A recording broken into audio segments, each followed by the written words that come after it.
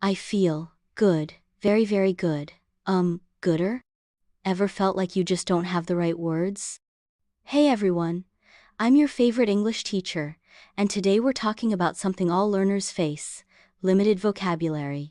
Let's fix that and help you sound smart, confident, and clear in English. Many learners say good, bad, thing, or very over and over again. But English has so many better words. Why expand your vocabulary? You sound more natural. You express your ideas clearly. People understand you better. Let's upgrade simple words. Basic word, good. Better word choices: excellent, amazing, fantastic. Basic word, bad. Better word choices: terrible, awful, disappointing. Basic word, big.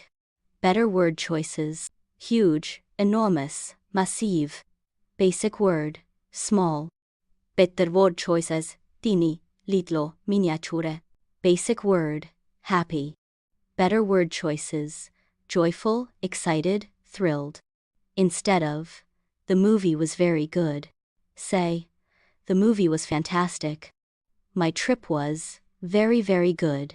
Mine was unforgettable, exciting, and relaxing. The more words you know, the more colors you add to your language. Learn in groups.